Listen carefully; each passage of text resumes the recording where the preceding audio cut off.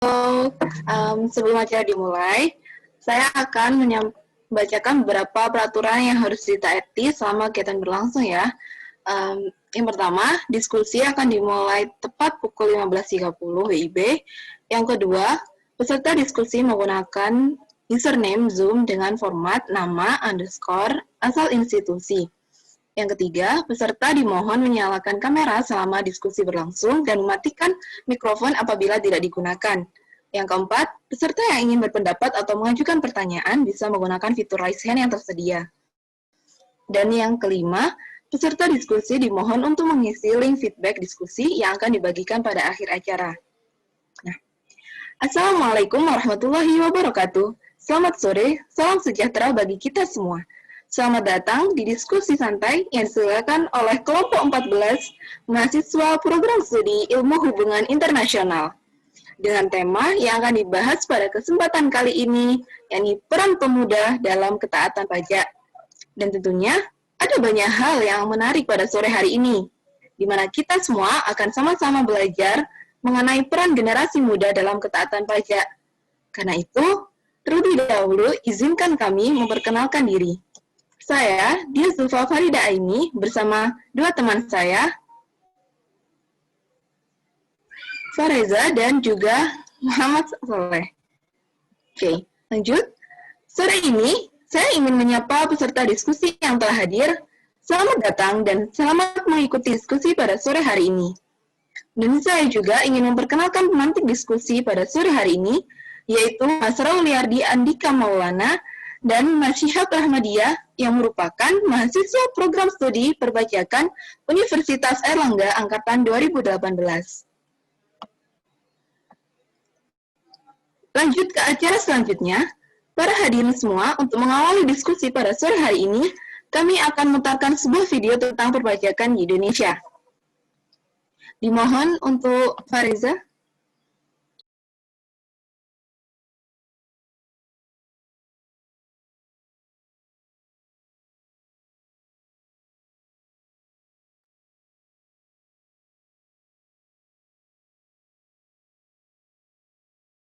Kepatuhan warga negara merupakan faktor penting yang menentukan apakah penerimaan pajak sesuai dengan target atau tidak. Baru-baru ini, Center for Indonesia Taxation Analysis atau CITA mencari jawabannya dengan menggelar survei terhadap 1.142 responden dari Jawa dan luar Jawa. Survei ini digelar pada bulan September lalu dan inilah fakta datanya. Hasil survei membuktikan ternyata kesadaran membayar pajak sudah tinggi. Sebanyak 90% menyatakan bahwa pajak merupakan kewajiban moral. Pajak membantu pemerintah untuk pembangunan berkelanjutan dan menunda membayar pajak justru bakal merugikan negara. Bagaimana dengan pengelolaan pajak? Separuh responden atau 50% mengaku pengelolaan pajak telah dilakukan secara transparan dan dimanfaatkan untuk pembangunan. Sekarang kita bedah bagaimana persepsi atau pendapat kaum milenial yang berusia 20 hingga 34 tahun. Sebanyak 40% milenial yang menjadi responden menyatakan percaya pengelolaan pajak telah dilakukan secara transparan. Lalu sebanyak 35% milenial percaya uang pajak dimanfaatkan untuk pembangunan infrastruktur yang dapat dinikmati masyarakat luas. Mari kita telisik tabiat wajib pajak pribadi dan wajib pajak badan. Menurut hasil survei ini, 80% WP pribadi punya inisiatif yang tinggi untuk membayar pajak. Inisiatif WP badan untuk membayar pajak lebih tinggi lagi, yaitu mencapai 90%. Tingkat kepatuhan WP badan juga tinggi dilihat dari cara mereka mengalokasikan dana untuk membayar pajak. Jumlahnya mencapai 95%. Kaum milenial lain lagi. Kelompok umur ini yaitu mencapai 68% masih mencari informasi mengenai aturan pajak. Lalu 73% sering berkonsultasi dengan pihak yang mengerti perpajakan. Ya, sekarang kita cermati pengaruh faktor sosial terhadap wajib pajak. Pilihan politik sebagai faktor sosial tidak mempengaruhi responden dalam memenuhi kewajiban untuk membayar pajak. Angkanya berkisar 13% sampai 19% bagi wajib pajak, orang pribadi dan badan. Sistem politik yang demokratis ternyata berdampak. Ini mendorong wajib pajak pribadi dan wajib pajak badan membayar pajak. Porsinya sekitar 60–75%. Wajib pajak, baik itu pribadi atau badan, makin giat membayar pajak ketika pemerintah mewujudkan transparansi dalam penggunaan pajak. Jumlah mereka antara 80–89%. Seperti disebutkan tadi, mayoritas responden atau 90% patuh membayar pajak. Mereka ini selalu menghitung besaran pajak dengan benar, membayar pajak tepat waktu, melaporkan SPT, bahkan bersedia memberikan data apabila diperlukan. 90% kelompok milenial juga melakukan hal yang sama. Hasil lainnya, 90% wajib pajak orang pribadi tidak pernah diperiksa kantor pajak, tidak pernah menunda membayar pajak, atau tidak pernah mendapatkan sanksi atau denda. Ini berbeda dengan wajib pajak badan di mana 76% pernah diperiksa kantor pajak atau pernah mendapat sanksi atau denda. Survei Cita juga menyebutkan 28% WP badan pernah menunda membayar pajak. Ya, mayoritas responden menegaskan tarif pajak yang lebih tinggi bagi mereka yang berpenghasilan tinggi adalah sesuatu yang adil. Sebanyak 89% kaum milenial setuju jika pajak harus adil. Artinya warga yang berpenghasilan besar dikenakan pajak yang besar. Hal ini juga diamini oleh wajib pajak orang pribadi sebanyak 91% dan wajib pajak badan sebanyak 71%. 42% milenial berpendapat bahwa manfaat pajak yang dirasakan selama ini belum sesuai dengan pajak yang dibayarkan. Pendapat sama dikemukakan 51% wajib pajak pribadi dan 58% wajib pajak badan. Mayoritas kaum milenial yaitu 74% mengatakan sistem pajak belum sempurna, namun sudah berjalan cukup baik. Hal sama dikatakan oleh 80% wajib pajak pribadi dan 83% wajib pajak badan. Di antara kaum milenial yang menjadi responden, 37% diantaranya menyatakan pajak justru membatasi kebebasan pribadi untuk berinvestasi di bisnis sendiri. Pendapat ini didukung oleh 35% wajib pajak pribadi dan 46% wajib pajak badan. Hal-hal teknis seperti mudahnya mengisi surat pemberitahuan pajak atau SPT berpengaruh terhadap wajib pajak. Hasil survei menyebutkan 80% wajib pajak badan mengaku mudah untuk menghitung pajak. Porsinya lebih rendah untuk WP pribadi dan milenial. Sebanyak 71% WP badan mengaku kini mengisi SPT tergolong mudah. Porsi untuk dua kategori, dua wajib pajak lainnya lebih rendah lagi. Bagaimana dengan kemudahan menyampaikan SPT? Sebanyak 86% wajib pajak badan mengaku gampang. Adapun wajib pajak pribadi porsinya 81%. Dan kaum milenial 77%. Sebanyak 77% wajib pajak badan mengaku mudah memenuhi kewajiban pajak. Opini yang sama disampaikan 80% wajib pajak pribadi dan 78% wajib pajak kaum milenial. Use Galaxy Buds Live and have an all-day battery.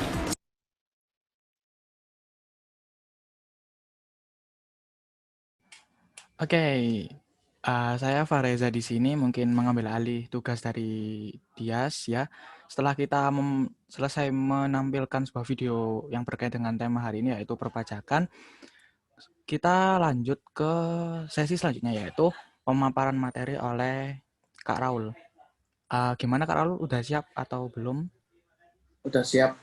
Oke, sebentar ya, saya share screen dulu.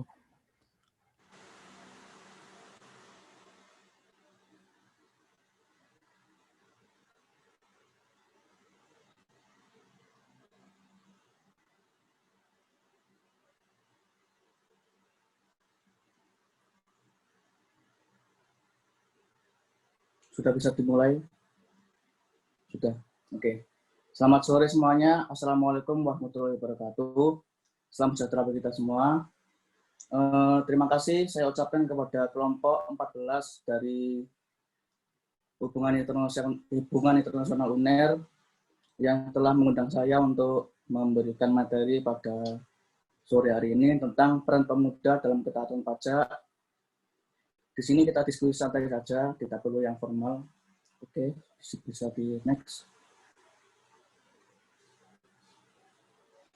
Nah, ini struktur yang akan kita bahas pada sore hari ini. Ada 4P. Yang pertama, pengertian pajak itu akan membahas tentang definisi perpajakan secara umum di Indonesia. Kemudian realita perpajakan di kehidupan masyarakat sehari-hari. Yang kedua, yaitu pentingnya bayar pajak, akan membahas alasan pemotongan dan pemungutan pajak wajib dilakukan. Berkontribusi membangun negara melalui APBN. Yang ketiga, yaitu pajak selama pandemi, akan membahas fenomena masyarakat yang skeptis dalam membayar pajak. Terus yang kedua, kondisi perpajakan di masa pandemi COVID-19. Yang terakhir, yaitu peran mahasiswa, akan membahas tentang mahasiswa mendorong masyarakat untuk membayar pajak, kemudian kesadaran kewajiban pajak akan dapat realisasi.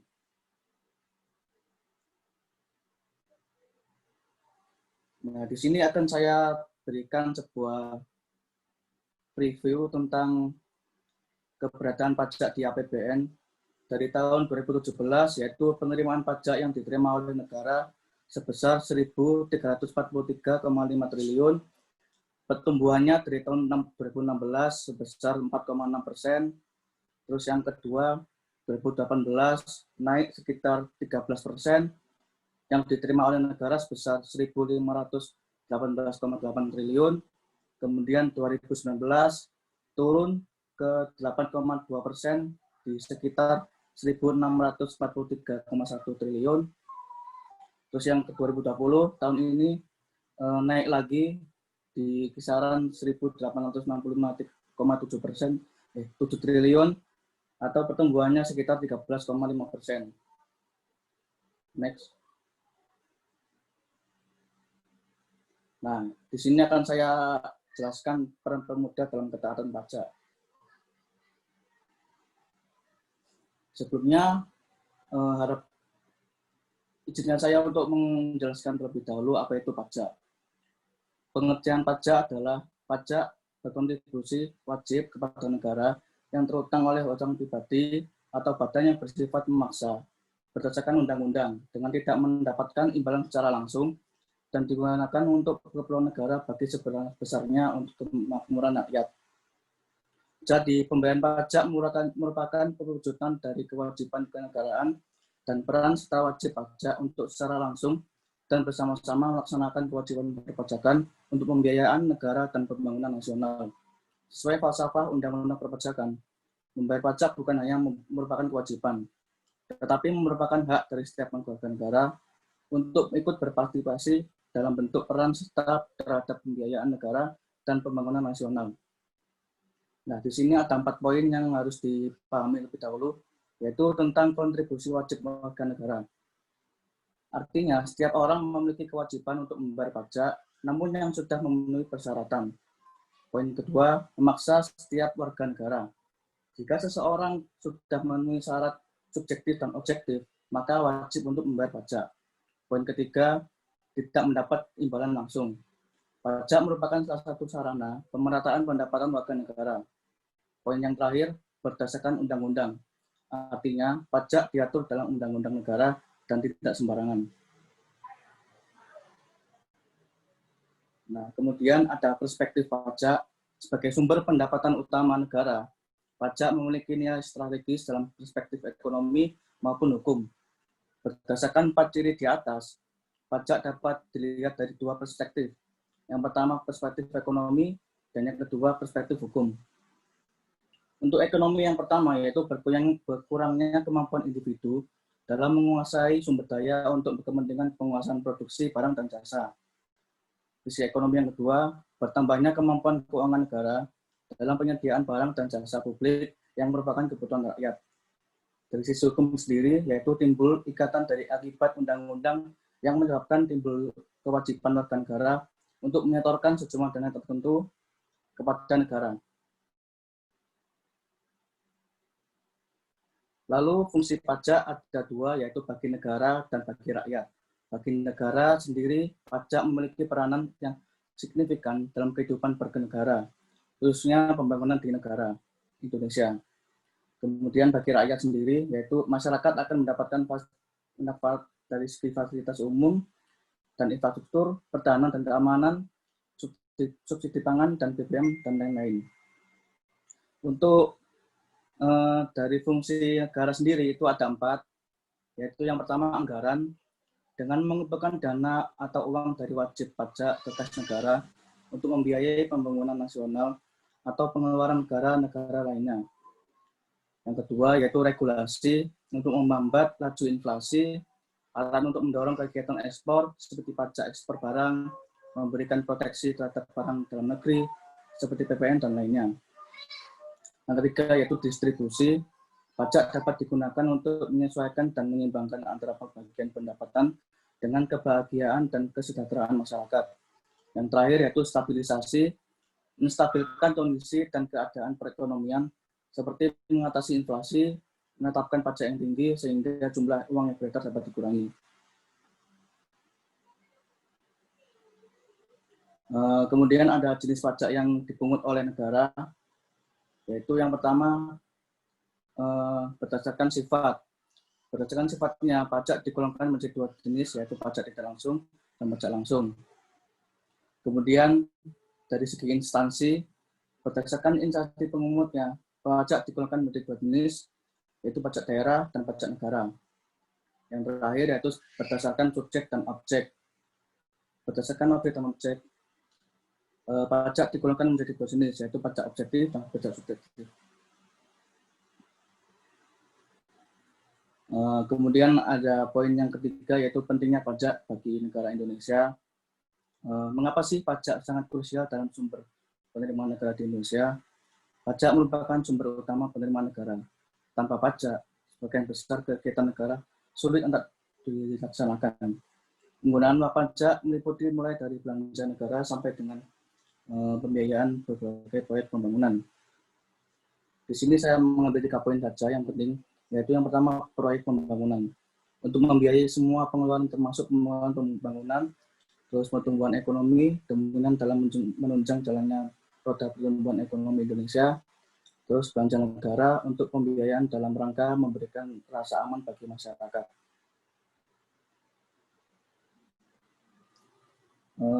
Pengaruh kesadaran wajib pajak.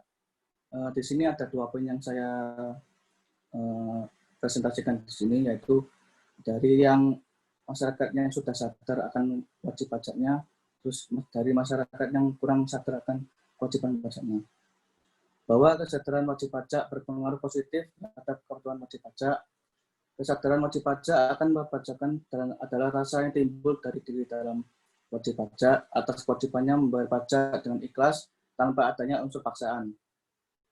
Dengan kesadaran pajak yang tinggi, kepatuhan wajib pajak terhadap kewajiban pajaknya dapat meningkat.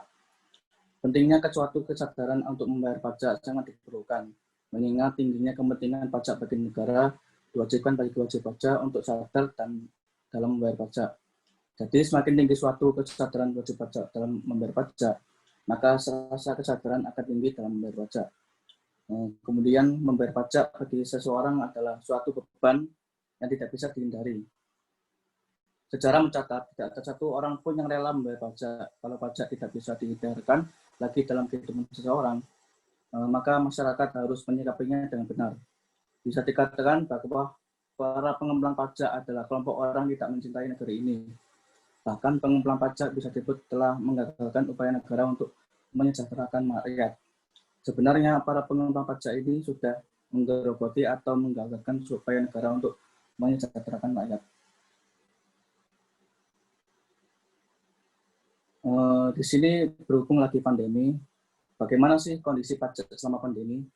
Masih pajak yang semakin lesu akibat pandemi. Tidak dapat dimungkiri, pandemi COVID-19 merupakan krisis kesehatan dunia yang berdampak pula bagi adanya resesi di berbagai negara. Hingga 20 Desember 2020, lebih dari 76 juta orang terjangkit virus ini.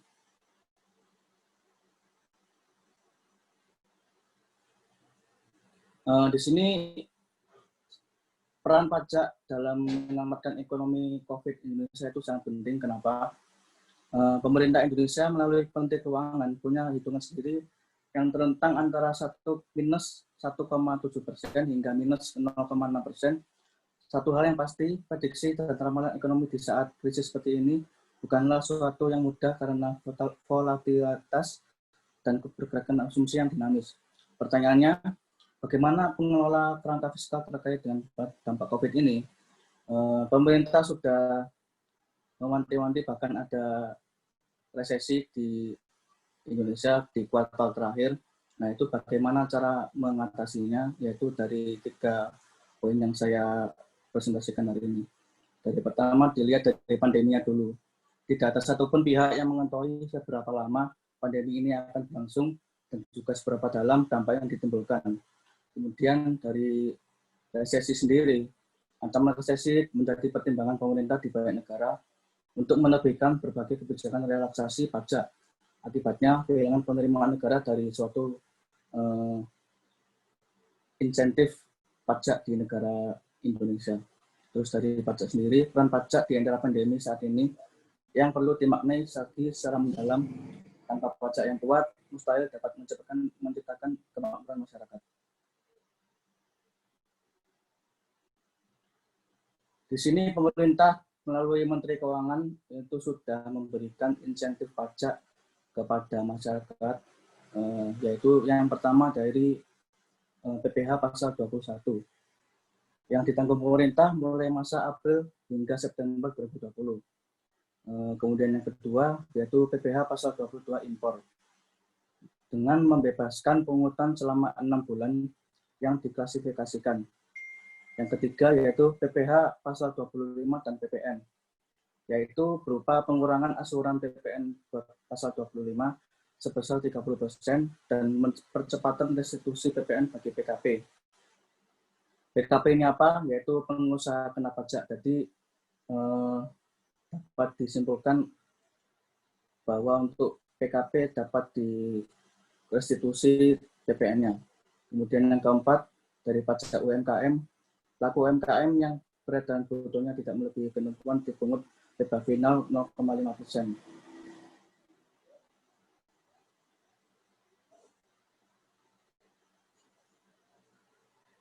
Yang terakhir yaitu peran mahasiswa dalam perpajakan selama pandemi COVID-19. Salah satu contoh bukti peran mahasiswa dalam perpajakan di masa pandemi adalah dengan mengikuti webinar-webinar perpajakan dan sekaligus sosialisasi kepada masyarakat setempat. Yaitu mahasiswa dapat mengetahui kebijakan pajak terkini, terutama dalam menghadapi masa pandemi COVID-19. Pemerintah telah memberikan insentif pajak untuk meningkatkan beban wajib pajak dan mendorong ekonomi masyarakat. Selain itu, peran pajak di masa pandemi ini juga sangat penting, karena dana yang menanggulangi pandemi salah satu juga berasal dari pajak. Selain itu, kesadaran pajak bagi generasi muda sangat penting. Di masa depan, mereka akan menjadi wajib pajak sehingga diharapkan mereka akan patuh terhadap peraturan perpajakan. Di samping itu, para mahasiswa juga bisa membentuk sebuah FGD atau Focus Group Discussion yang membahas tentang perpajakan terkini. Oke, sekian dari saya. Apabila kurangnya banyak, ya mohon maaf, saya juga masih belajar. Terima kasih. Wassalamualaikum warahmatullahi wabarakatuh.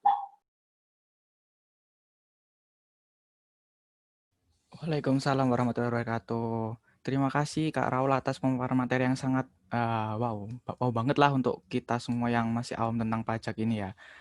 Oke, jadi mungkin dari materi tadi itu bisa disimpulkan kalau memang pajak itu banyak ya instrumennya, terus cakupannya juga luas, nggak cuma untuk katanya kan, wah pajak ini buat anak apa ya orang-orang yang miskin gitu dibanyain, terus orang kaya nanti enggak gitu. Padahal ya aslinya negara dalam hal ini bisa memposisikan diri seimbang ya. Terus kemudian kita tadi juga melihat bahwa saat pandemi COVID-19 ini, negara juga sudah mencoba untuk seenggaknya di satu sisi negara itu menyelamatkan masyarakat gitu ya, tanpa memungut beban terlalu banyak berupa pajak ya. Tapi di satu sisi lain, negara juga memang butuh pajak untuk pembiayaan entah itu alat kesehatan, kemudian bantuan kerjasama dan vaksin juga kan. Jadi sampai gitulah negara itu berkorban atau sudah melakukan yang terbaik gitu. Tinggal kembali lagi ke kita gimana sebagai warga negara yang baik,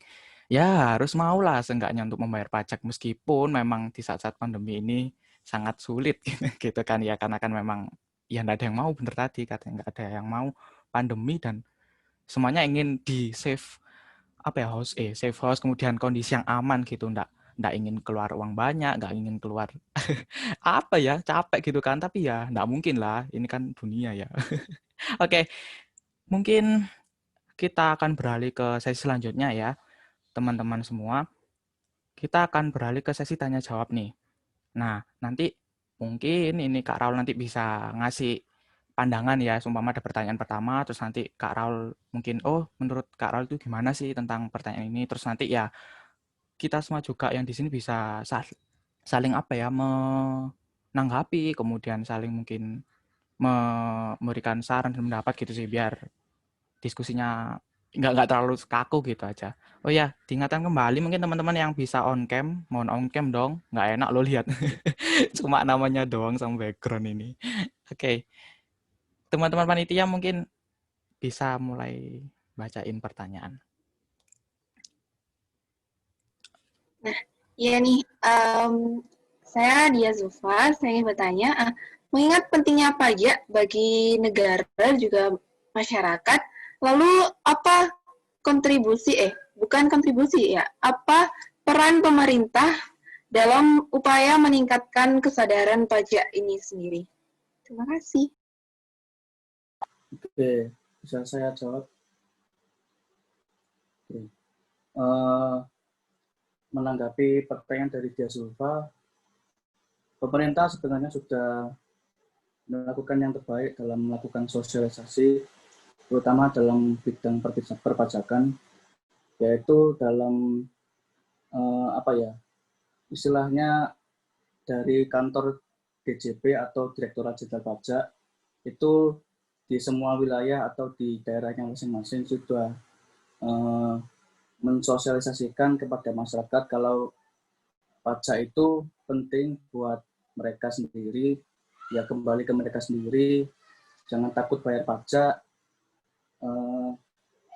Kalau bayar pajak nggak akan miskin gitu. Kalau sampai nggak bayar pajak, berarti mereka tidak berkontribusi pada negara itu sendiri. Jadi pemerintah sebenarnya sudah bekerja keras untuk mengingatkan kembali bahwa pentingnya pajak bagi pendapatan negara, khususnya untuk dalam masuk APBN. Sekiranya itu bisa saya jawab. Oke, berarti negara itu ya benar sih udah melakukan sesuatu yang apa ya, untuk mendorong lah istilahnya warganya untuk membayar pajak. Mungkin ingin mengkonfirmasi juga ya kepada Kak Raul ini. Berarti seperti contoh negara yang mengeluarkan seperti tax amnesty, kemudian mungkin apa ya, kayak peringanan di masa pandemi itu juga berarti salah satu cara kan, atau gimana ya untuk menarik minat masyarakat Indonesia di masa pajak gitu Iya, enggak sih iya Kak? betul, betul. Iya betul. Dari Hmm. pemerintah sendiri itu sudah berkorban bahwa dapat dikurangi pajaknya. Terus apalagi kayak tadi tax amnesty di apa dikurangi pajaknya. Terus Mm-mm. di Jombang sendiri di kota saya itu juga ada pembebasan pajak kendaraan bermotor. Nah itu kan salah satu bukti bahwa pemerintah itu sudah apa ya berkorban bahwa kita nggak apa-apa, kita nggak menerima pendapatan, tapi lapor saja ke kami gitu. Oke, oke. Oke, ya itu sih ya. Jadi kembali lagi ke kita nih, para audiens dan saya sendiri mungkin, kalau pemerintah begitu ya seenggaknya tolonglah dihormati gitu kan. Ya entah kita melaporkan SPT mungkin, entah kita melaporkan, ya kalau kita emang butuh keringanan atau kita ya harus bayar pajak gitu sih. Oke Kak, mungkin ini ada yang rese nih Kak. Jihan mungkin dipersilahkan. Iya, terima kasih.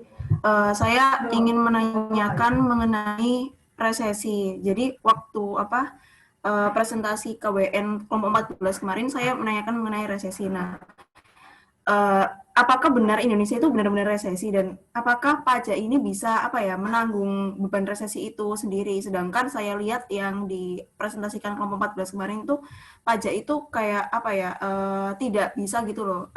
Skemanya itu kayak menurun gitu. Kayak saya nggak tahu ya masalah gini-gini. Jadi mohon pencerahannya. Terima kasih. Oke, langsung Kak dijawab. Dijawab langsung ya. Oke. Terima kasih Kak Jihan Amri Rotul dari HI UNER. HI. Iya. Sebenarnya di ekonomi Indonesia itu sudah memasuki resesi di kuartal ketiga, yaitu minus berapa persen gitu saya lupa. Terus di kuartal 4 juga resesi dalam kondisi minus.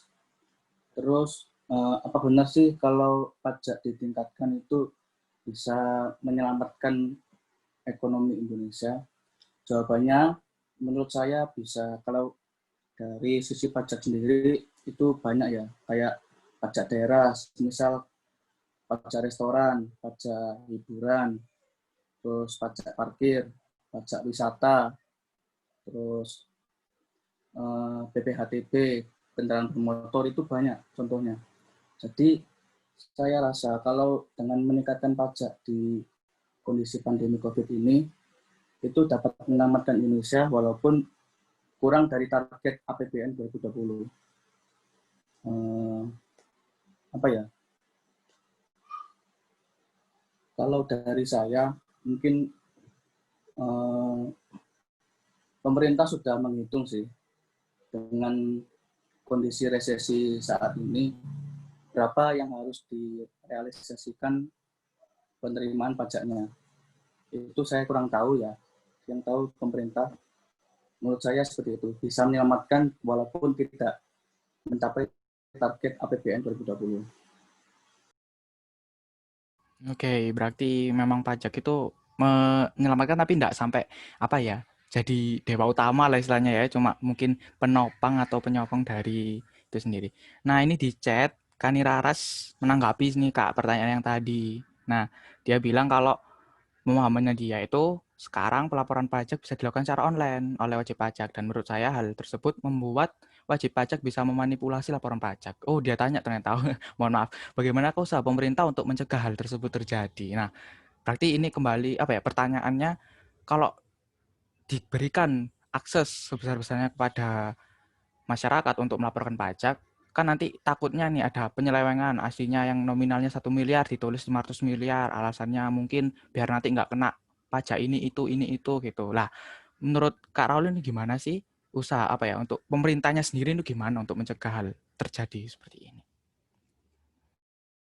Oke, saya jawab dari sistem perpajakannya dulu ya. Indonesia itu menganut sistem campuran, yaitu official sama self-assessment. Jadi pemerintah itu memberikan kepercayaan kepada wajib pajak, khususnya warga negara Indonesia, untuk melaporkan, menghitung pajaknya sendiri. Nah, setelah menghitung, terus baru dilaporkan, itu ada pihak pemerintah, yaitu official assessment, itu untuk memeriksa apakah data yang dilaporkan oleh wajib pajak itu benar atau tidak, sesuai yang diada, sesuai tidak. Terus kalau ada penyalahgunaan, nanti bisa ditegur melalui surat teguran yang diterima oleh wajib pajaknya langsung melalui kantor pos. Kalau dalam jangka waktu belum dikoreksi, itu dapat dipidana secara aturannya itu berapa, saya nggak lupa. Terus bagaimana sih pemerintah untuk mencegah hal itu? Sebenarnya kalau dari pemerintah, yaitu tadi dari pemeriksaannya itu diperiksa dari gaji, terus pengurangnya dari biaya jabatan, terus PPKP, terus nanti keluar hasil PKP. Nah, kalau dari pemerintah sendiri sebenarnya sudah memberikan keleluasaan, tapi juga memberikan pengawasan terhadap wajib pajaknya. Tadi wajib pajaknya diberikan keleluasaan, juga dikasih pengawasan agar data yang dilaporkan itu sama dengan apa yang terjadi di lapangan. Dan itu kalau terbukti wajib pajaknya menyelewengkan gaji, terus dikecilkan pajaknya, itu terbukti, nanti bisa dipidana wajib pajaknya. Jadi saya rasa kalau ada unsur pidana, ya siapa berani mau menyelewengkan dakwaan pajaknya gitu.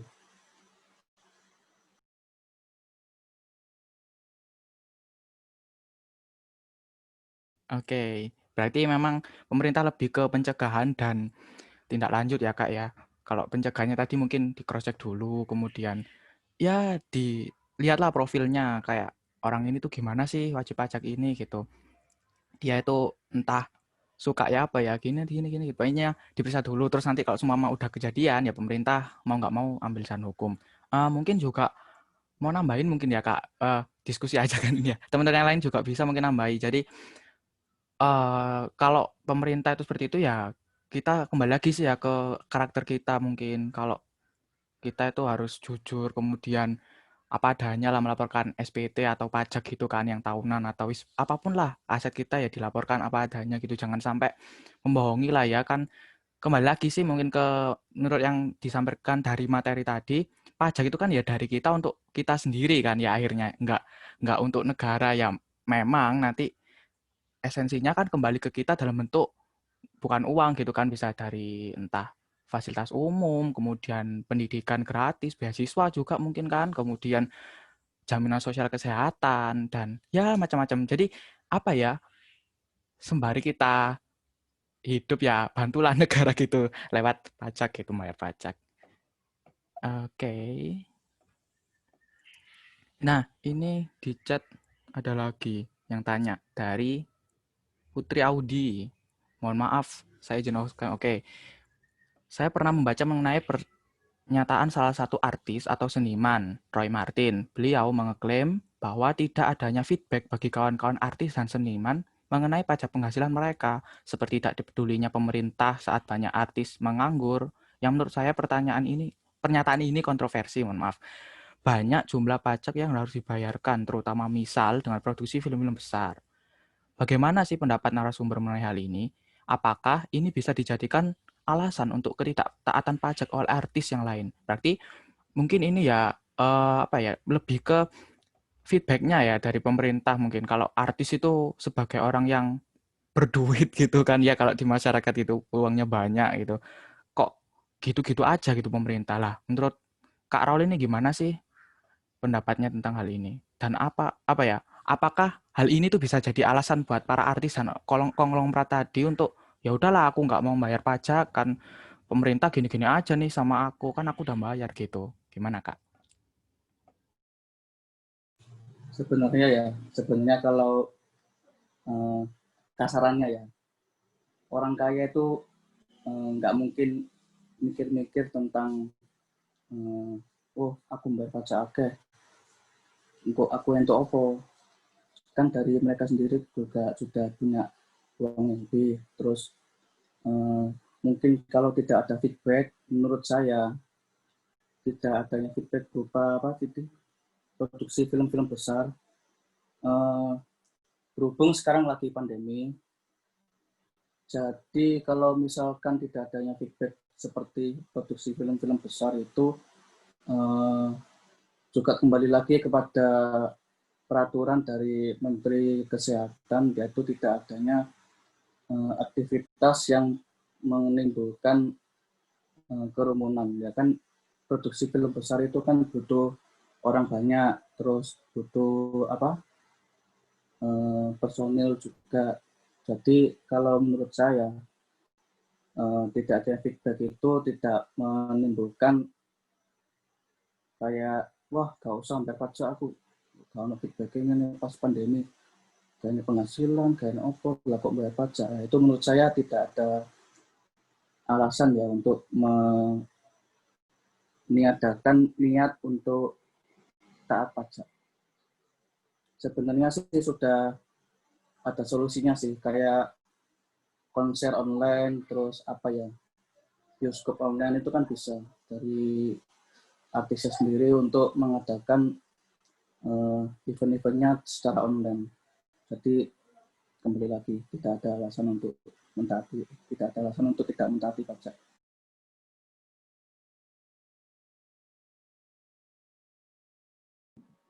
Mungkin izin menambahkan ya.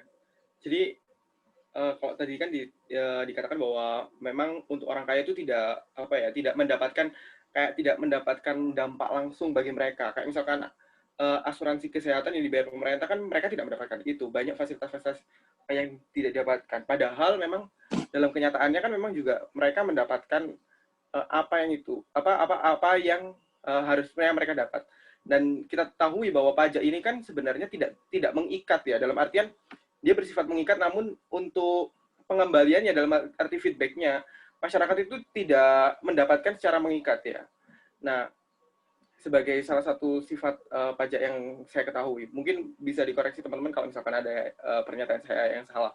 Nah, dari situ sebenarnya kita juga harusnya tidak mengharapkan imbalan ya dari pajak itu, karena memang pajak ini kan disalurkan kita secara sebagai tanggung jawab sebagai warga negara. Dan itu tadi di awal bahwa memang sebenarnya dari pengertian pajak sendiri, kalau misalkan pajak itu tidak memberikan imbalan secara langsung kepada kita sang pembayar pajak itu sebagai wajib pajak. Jadi mungkin kalau misalkan pernyataan artis tersebut seperti itu mungkin salah ya, karena memang dari pajaknya sendiri itu kan memang tidak memberikan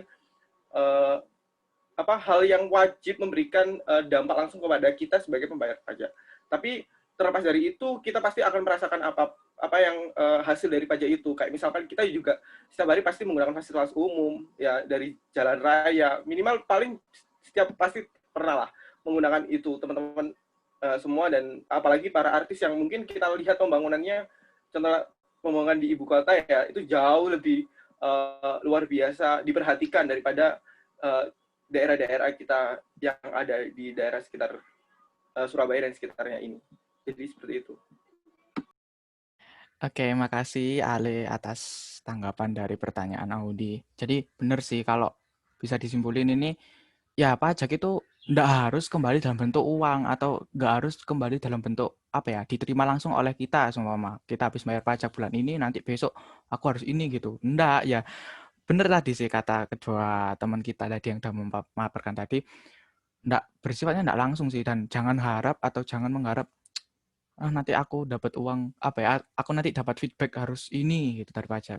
Enggak deh, harus harus ikhlas lah ya, seperti tadi sih, harus uang itu ya udah dikeluarin ya udah gitu, nggak usah diungkit-ungkit kalau bisa ya. Ya udah gak usah diungkit-ungkit gitu aja sih. Boleh Oke. nambahin? Oke Kak, enggak apa-apa.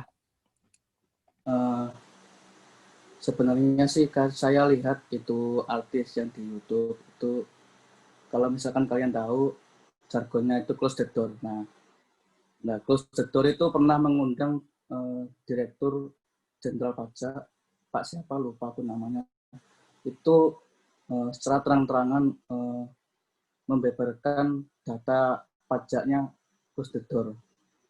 Nah itu dalam SPT atau surat pemberitahuannya artis tersebut itu sebesar 3 miliar. 3 miliar, saya ulangi, pajak yang harus dibayarkan oleh artis tersebut. Nah itu kan termasuk jumlah yang sangat besar sekali bagi kita orang biasa gitu. Bagi mereka ya uang segitu itu tidak apa, saya bayarkan. Toh juga saya menikmati fasilitas umum seperti jalan tol, terus subsidi BBM, subsidi pangan, terus apalagi ya, dalam bentuk secara tidak langsung itu dapat membantu pemerintah untuk membangun peradaban Indonesia lebih maju lagi. Soalnya tanpa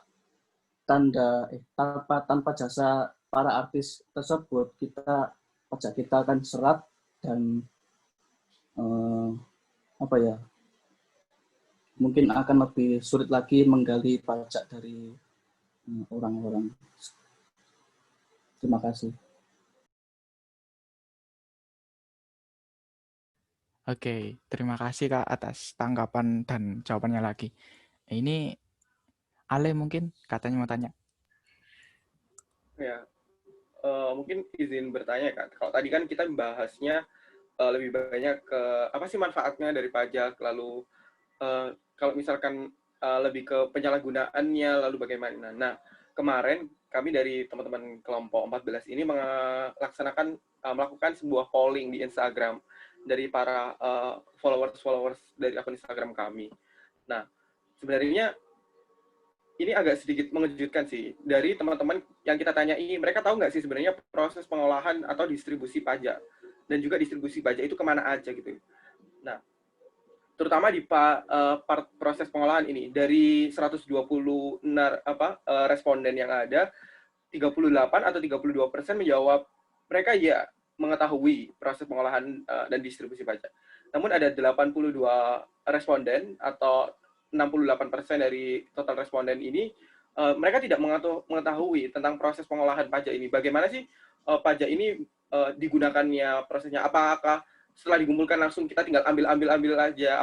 Bagaimana alur prosesnya sampai pajak itu bisa siap digunakan dan bisa dirasakan manfaatnya untuk entah pembangunan, untuk entah pembayaran atau fasilitas-fasilitas lainnya bagi masyarakat.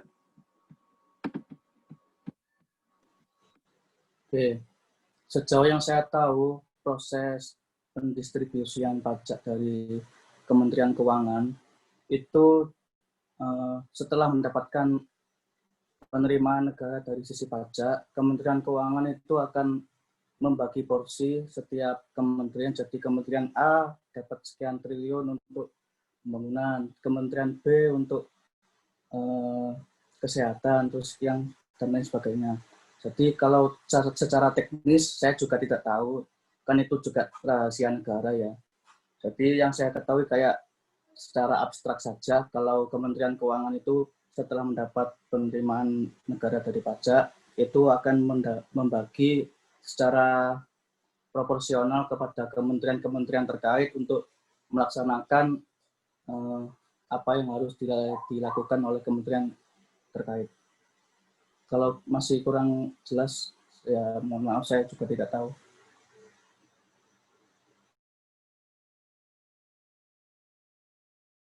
Oke, berarti langsung ya kalau semua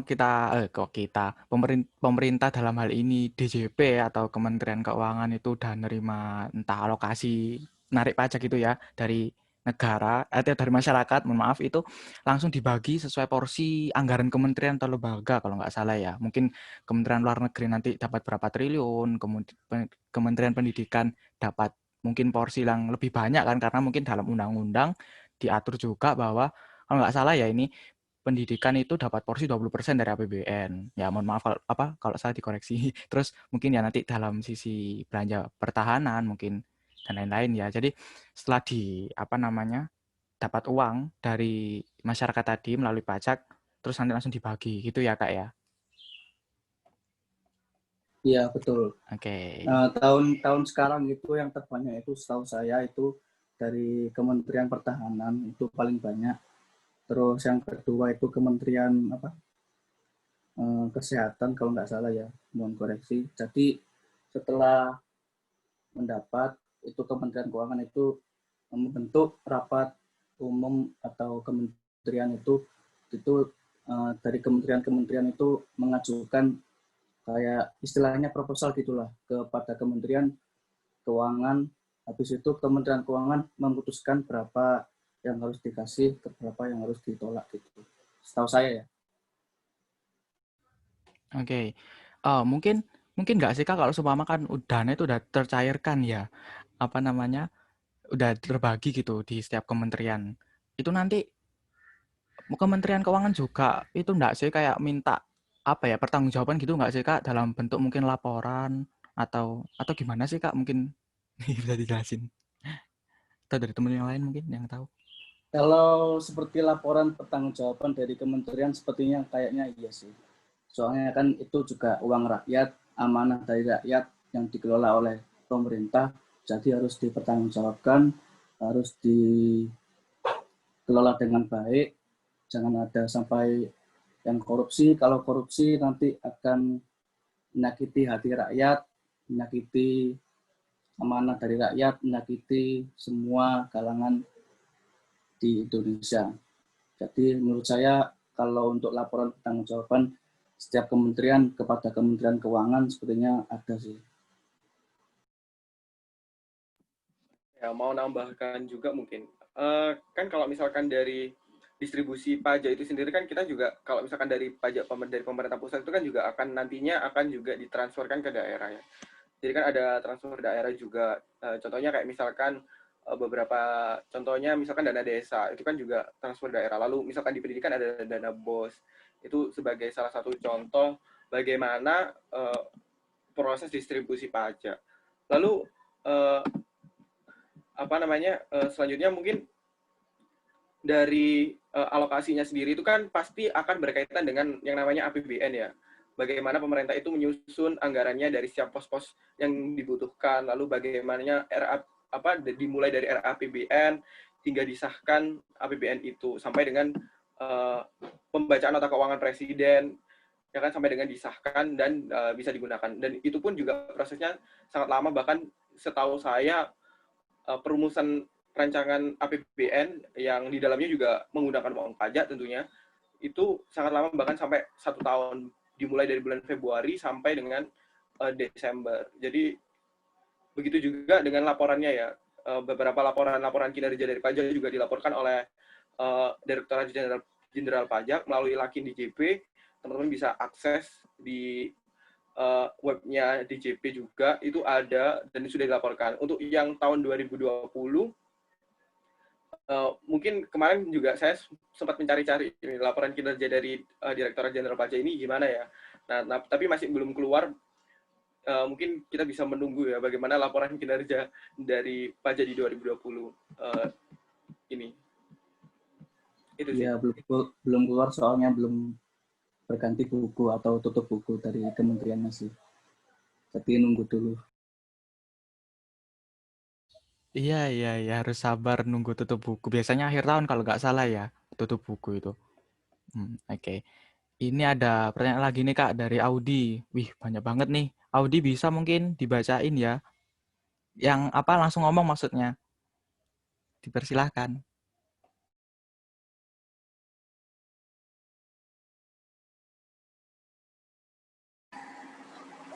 Baik, terima kasih atas kesempatannya. Di sini saya ingin bertanya mengenai pajak.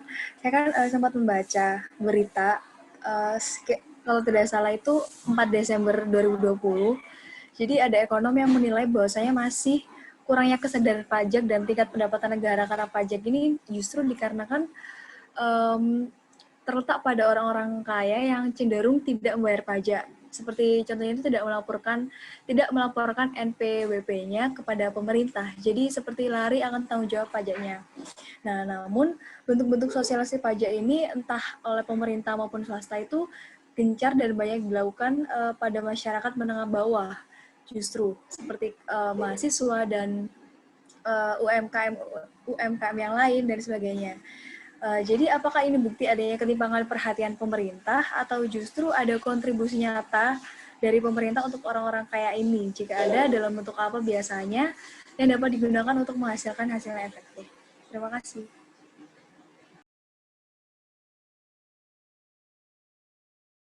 Oke, sebelum saya menjawab, saya mau bertanya dulu ke Audi. Tidak melaporkan NPWP itu maksudnya gimana? Sebenarnya NPWP itu sudah dimiliki oleh wajib pajak ketika wajib pajak itu sudah memenuhi persyaratan subjektif dan objektif. Nah, di sini kalau kamu mengambil contohnya artis atau orang yang sudah memiliki penghasilan yang lebih, itu sebenarnya sudah memiliki NPWP dari lama dan mungkin sudah beberapa kali sudah melaporkan SPT-nya. Nah, ini maksud kamu tidak melaporkan NPWP ini maksudnya gimana? Sebenarnya juga kurang tahu sih Kak untuk itu. Soalnya kan tertulisnya itu mengenai kebanyakan itu tidak melaporkan NPWP-nya ke pemerintah. Tapi saya sendiri juga nggak tahu maksudnya gimana. Mungkin itu enggak siapa kalau dalam hal ini mungkin orang kaya enggak melaporkan kewajiban yang pajaknya itu mungkin Kak. Ya enggak sih? Iya, mungkin ya. SPT-nya bukan NPWP. Yeah. Mungkin dari Dirjen Pajak sendiri itu mungkin punya data NPWP di seluruh Indonesia, itu mereka sekaligus mengecek juga memperingatkan kepada wajib pajak untuk segera membayarkan pajak sebelum jatuh tempo. Setahu saya kalau dalam tempo tertentu wajib pajak tidak melaporkan, itu wajib pajak akan dipanggil oleh Dirjen Pajak, kemudian dimintai keterangan mengapa kamu enggak melaporkan pajak padahal kamu sudah berpenghasilan dalam bulan April misalkan. Karena April itu tenggat akhir untuk melaporkan SPT tahunan bagi wajib pajak orang pribadi. Nah, itu setelah dimintai keterangan oleh DJP, mungkin wajib pajaknya akan melaporkan SPT-nya secara langsung melalui online. Nah, itu nanti dicek lagi oleh Dirjen Pajak. Apakah benar yang dilaporkan itu sama dengan yang ada. Kalau tidak sama lagi, dipanggil lagi dengan surat teguran. Sudah dipanggil surat teguran, apabila dalam waktu tertentu tidak dirubah, maka nanti timbul yang namanya surat lelang. Nah, nanti barang atau kepemilikan dari wajib pajak itu akan di surat lelang dalam tempo tertentu tidak dibayar lagi, maka langsung dilaksanakan lelang di DJP. Kalau sepengetahuan saya, kalau artis-artis itu ya sejujurnya sih sudah melaporkan NPWP, sudah melaporkan SPT, cuma kayak enggan aja gitu loh membayar. Kan mereka juga job kurang, manggung kurang, terus apa ya, kayak punya pekerjaan lain tapi nggak seberapa gitu. Jadi kayak eman aja gitu bayar pajak. Sebenarnya sih gitu tuh. Kalau menurut saya ya.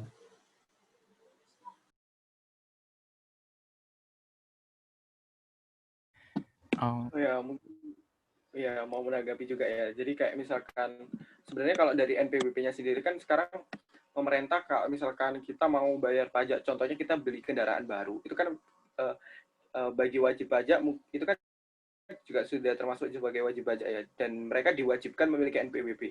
Pengalaman salah satu dari keluarga saya itu membeli salah satu kendaraan gitu ya, dan belum punya NPWP dan memang diwajibkan untuk punya NPWP. Jadi dari hal kecil itu saja mereka dari Direktorat Jenderal Pajak sudah mengetahui secara spesifik seperti itu ya. Dan kita pembelian barang-barang mewah kan artinya dengan kita membuat NPWP itu kan kita sudah menjadi wajib pajak dan harus melaporkan pajak kita, entah itu dari penghasilan atau harta kekayaan kita, untuk dihitung bagaimana jumlah pajak yang harus kita bayarkan kepada negara. Jadi kalau misalkan orang kaya yang kehidupannya jelas, ya maksudnya pastilah mereka menggunakan barang-barang mewah, itu kan juga pasti akan juga diharuskan, diwajibkan untuk memiliki NPWP. Sekaligus juga mungkin ini ya, dari mereka yang orang-orang kaya ini kan juga pasti punya biasanya itu seringnya bahkan kasusnya mungkin tidak dilaporkan atau uangnya ditaruh di rekening di negara lain. Nah, nakalnya kan seperti itu, bukan di Indonesia, dan itu tidak dilaporkan. Karena banyak kan misalkan safe haven tempat-tempat yang dikatakan seperti itu untuk menyimpan uang mereka. Seperti itu. Mungkin kalau misalkan kasusnya lebih seperti itu, mungkin bagaimana ya? Bentar menanggapin juga. Iya benar, maksudnya juga kayak gitu. Iya, oke.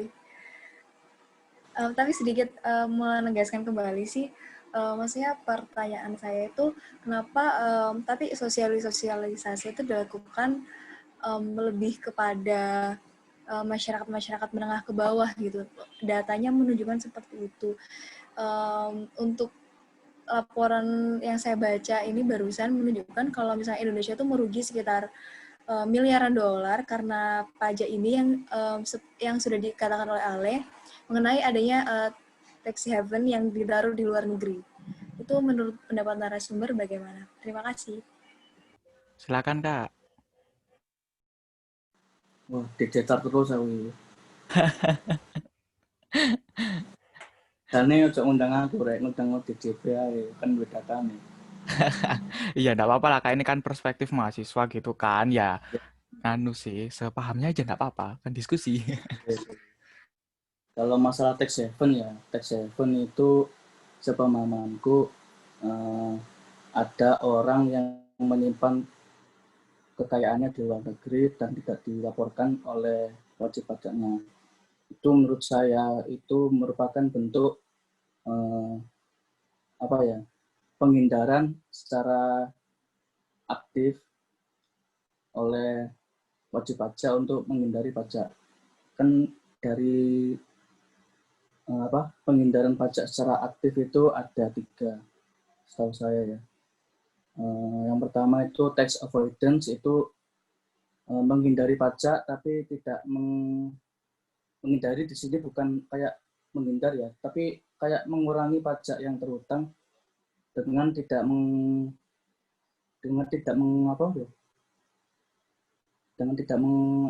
mengurangi pajak yang sesuai aturan. Jadi sesuai aturan cuma pajak yang dikurangi.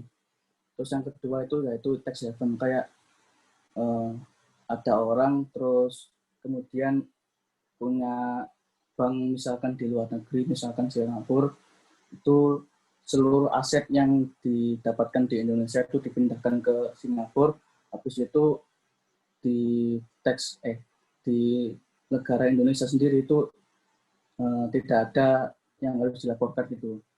Jadi misalkan artis A itu punya bank di Thailand, terus dapat penghasilan job, konser, terus apalagi bioskop, film, itu ditaruh di banknya Thailand.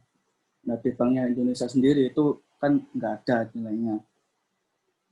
Menurut saya itu bentuk penyimpangan sih dari wajib pajak sendiri, karena kayak menghindari pajak tapi kayak melanggar gitu loh. Seru saya sih. Oke, mungkin aku bantu jawab juga ya Kak sama Ale. Ini tentang pertanyaannya Audi ini. Jadi kontribusi nyata dari pemerintah untuk orang kaya ini apa gitu? Ya sama sih, mungkin pemerintah di sini udah membuat hukum yang sama ya untuk warga negara yang sama. Jadi ya harus dilakukan dan dilaksanakan oleh semua warga negara gitu. Tapi mungkin dalam realisasi atau penerapan sehari-hari, kita tahu kan kalau hukum itu ada yang timpang, kemudian ada yang semakin kaya itu semakin tumpul, semakin bawah itu semakin tajam gitu. Jadi mungkin pelaksanaannya sih ya yang itu. Terus yang digembar-gemborkan, kemudian yang ada di data SPT atau data DJP mengenai pajak ini kok banyak-banyak itu orang yang menengah ke bawah gitu. Ya mungkin karena pemerintah mempunyai kontrol yang lebih kuat dalam hal ini untuk orang-orang yang bawah mungkin ya. Maksudnya itu kontrol yang kuat ya mungkin ya kita tahu sendiri lah realitanya seperti apa kalau seumpama orang yang kurang mampu itu nanti dikejar-kejar rentenir atau orang-orang pajak kan mau nggak mau dia bayar gitu kan. Kalau apa ya, peluang ngeles atau peluang untuk menghindari itu kan ya kayak sulit gitu kalau orang tidak mampu. Tapi kalau orang kaya kan dia bisa lari ke luar negeri, kemudian dia bisa nyari suaka politik mungkin kan di luar. Jadi mungkin itu sih ya. Terus bentuk apa biasanya digunakan untuk menghasilkan yang efektif. Efektifnya di sini ya kembali lagi sih menurut aku pemerintah dan kita semua sebagai mahasiswa itu harus jadi agent of change. Kemudian kita harus memiliki apa ya? Harus bisa jangan jangan sampai aku bilang apa sih ya Allah, maaf. jadi apa ya? Kita harus saling nyadar gitu sih kalau emang pajak itu penting dan kita itu hidup di negara yang memang lagi membangun dan sumber pembangunan utama itu ya pajak salah satunya gitu kan. Jadi harus sama-sama sadar, kemudian kita juga jadi contoh lah yang baik gitu bagi lingkungan sekitar, kemudian keluarga lah jangan jauh-jauh. Kita harus memberitahu kayak, ayo Pak, Ma, bayar dong pajak. Kita lo mampu gitu, kita lo punya uang untuk bayar pajak gitu. Kenapa sih nggak mau bayar gitu kan? Toh apa salahnya kita bayar pajak ya nanti kembali lagi ke diri kita sendiri gitu. Kalau semua mereka masih kayak ngapain sih kamu anak kecil masih bawa kencur kok banyak pola gitu ya kayak nasihatin orang dewasa ya bilang aja ya kalau semua mama papa nggak mau bayar ya nggak usah pakai jalan gitu ya, nggak usah pakai listrik, nggak usah pakai apapun yang disubsidi gitu ya. Ya emang sarkas sih, tapi emang perlu banget untuk ditegaskan bahwa pajak itu penting ya. Kemudian mungkin ya sebagai mahasiswa kita juga bisa itu tadi sih memberitahu sosialisasi ya memang mudah ya ke keluarga yang terdekat kita. Jadi mungkin Ale ini ada yang mau ditanya lagi mengenai mungkin pertanyaan selanjutnya mungkin? Oh ya, mungkin dari kan kita tadi sudah memaparkan banyak hal tentang perpajakan, tentang pentingnya bagaimana kita harus membayar pajak. Lalu kemana kita harus membayar pajak kan tentu kita harus mulai bisa membayar pajak melalui SPT, bahkan bagi teman-teman yang wajib pajak bisa ikut melaporkannya melalui SPT di online atau bisa melaporkan langsung ke Direktorat Jenderal Pajak. Dan dari kita pemaparan dari Kak pemateri tadi bersama teman-teman tadi diskusi ini, mungkin yang paling penting itu bagaimana peran kita, pertanyaan utamanya mungkin bagaimana peran kita sebagai mahasiswa ini dalam meningkatkan ketaatan pajak ini. Dari mulai misalnya seperti yang Fareza tadi katakan, mungkin bisa dari mengingatkan ya orang sekitar kita yang merupakan seorang wajib pajak untuk ikut membayar pajak. Lalu ada nggak sih Kak, kayak misalkan dari yang dipaparkan Kak tadi kan, misalkan mengikuti kayak FGD atau webinar bagaimana pajak itu. Ada nggak cara lain misalnya yang bisa kita lakukan, entah itu bisa menggunakan, kan ini anak muda itu kan dekat banget sama namanya sosial media. Mungkin bisa memanfaatkan sosial medianya itu. Nah, bagaimana sih kita bisa memanfaatkan itu untuk ikut serta meningkatkan ketaatan pajak dari para wajib pajak yang memang masih sangat-sangat kurang dan masih sangat potensinya masih besar sekali ya kalau misalkan di Indonesia ini. Itu sih. Oke, aku izin cerita sebentar ya. Waktu aku maba itu kan iseng-iseng ya buka rekening bank. Nah itu waktu ngisi formulir pendaftaran bank itu ditanyain, punya NPWP nggak dek? Loh, nggak punya mbak, aku masih mahasiswa baru, masuk gue penghasilan. Oh ya udah wes, gak apa, nggak usah NPWP. Terus yang kedua, temanku sendiri itu punya penghasilan dari streamer Facebook gaming, itu tanya ke aku, gimana aku kudu nggak NPWP nggak? Gue kudu, awakmu gue penghasilan piro lo? 5 sekian lah, 5 sekian. Lo itu lah setahun wes memenuhi persyaratan. Gawe wae dimana kamu kena masalah. Aku dari aku sendiri sebagai mahasiswa itu mengingatkan teman-temanku sendiri, di lingkunganku sendiri, di keluargaku sendiri, nggak usah jauh-jauh lah melalui kayak mengadakan webinar, terus melalui campaign sosial media. Kita mulai dari lingkup yang terkecil dulu, yaitu di keluarga atau di teman sendiri. Mengingatkan mereka kalau sudah mendapatkan penghasilan yang sesuai ketentuan undang-undang pajak, itu segera dilaporkan atau membuat NPWP. Soalnya apa? Kalau tidak membuat NPWP dan melaporkan SPT, itu akan seperti tadi, kayak kena surat teguran atau surat cinta dari DJP gitu. Jadi kalau saya sendiri mending kalau di samping mengikuti webinar-webinar, terus mengikuti FGD tentang pajak, terus campaign mengenai guna pajak bagi milenial atau para mahasiswa, itu kita ingatkan kepada yang terdekat dulu, teman-teman atau sahabat, atau mungkin paman, bibi, itu mungkin lupa kadang bayar pajak, itu diingatkan. Seperti itu sih, dari pengalamanku kayak gitu. Oke, ya berarti intinya lebih ke sosialisasi lah ya yang lebih masif itu. Mungkin aku mau nambahin dikit nih Ale. Jadi pemerintah ini kan sebagai regulator ya, dia atau pemerintah itu harus mempunyai approach atau pendekatan-pendekatan yang humanis. Kemudian ya yang milenial gitu, benar kata kamu tadi yang bilang, gimana kalau umpama lewat sosial media gitu. Bisa juga sih, bisa dicoba gitu ya. Jadi pemerintah dalam hal ini harus membuka pandangan, membuka peluang untuk penyampaian informasi itu nggak harus lewat kayak surat tertulis dikirim di alamat gitu ya. Itu kan kayak aduh ngapain juga habis-habisin kertas kan ya, nggak ramah lingkungan. Oke.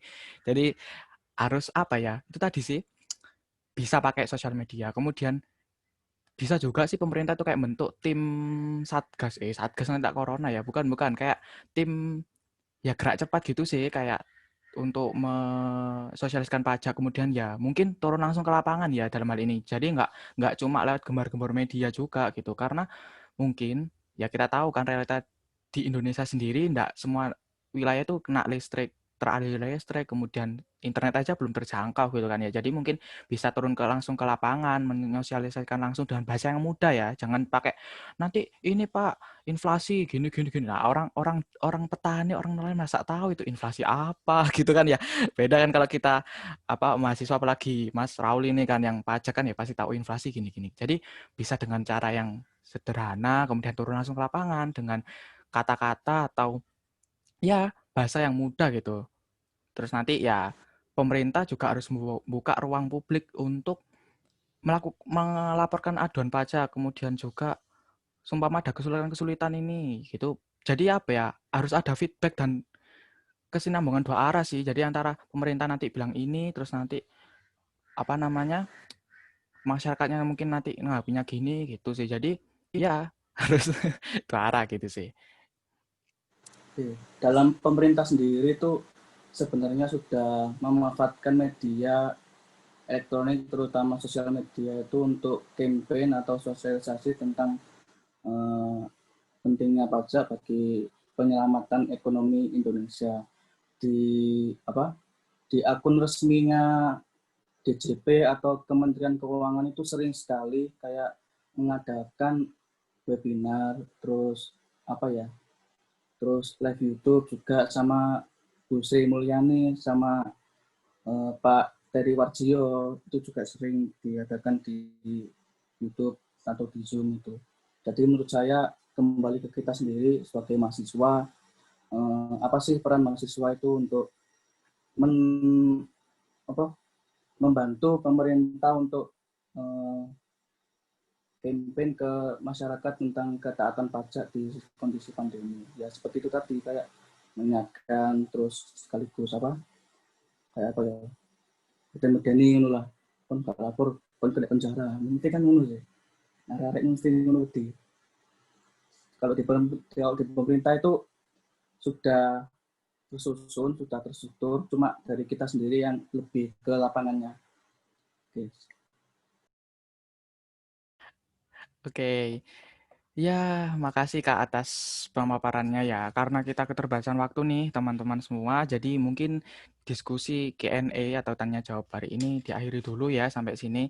Seenggaknya kita tadi catat poin-poin penting kalau pajak itu memang wajib atau harus dibayar bagi yang mampu ya.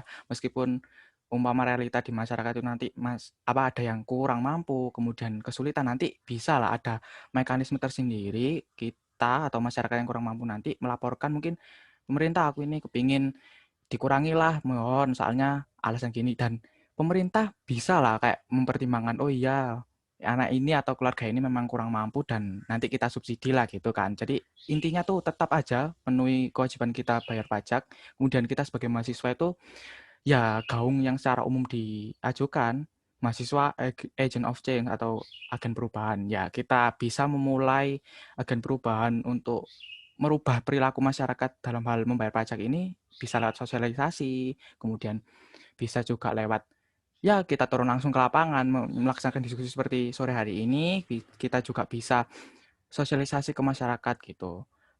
Oke, karena ini sesi Q&A udah berakhir, saya sebagai pemandu acara di sesi ini mengembalikan ke Dias. Terima kasih. Ya, alhamdulillah. Kita telah sampai di penghujung acara. Terima kasih banyak kepada narasumber, Mas Raul, dan juga para peserta yang telah menyimak acara dan juga mengikuti jalannya diskusi dari awal sampai akhir. Semoga banyak ilmu yang didapat untuk diaplikasikan dalam kehidupan sehari-hari. Saya mewakili Kelompok 14 menyampaikan mohon maaf atas salah kata dan perbuatan, dan untuk teman-teman dimohon on cam sebentar ya untuk dokumentasi, dan juga jangan lupa untuk mengisi link Google Form untuk feedback kepada kami. Akhir kata, terima kasih dan wassalamualaikum warahmatullahi wabarakatuh.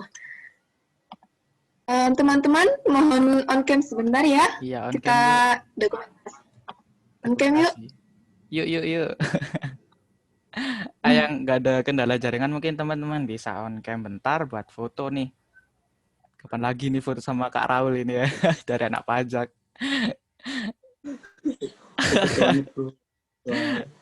Spesial. Oke. Sinau. Gak apa-apa lah, kita juga sama-sama. Oke, sama-sama belajar juga ya. Ini ada yang belum bisa mungkin ya. Oke ya, aku mulai screenshot. 1, 2, 3. Oke, gaya bebas nih. Kak Raul udah nih, love itu. Love ala opa. Yang lain mungkin. 1, 2, 3. Makasih teman-teman. Kak Raul juga makasih. Jangan lupa ya ngisi link Google Form. Jangan lupa ya. Terima kasih semua. Ya, semoga kita bisa bertemu di lain kesempatan ya. Salam sehat dan tetap semangat kuliah.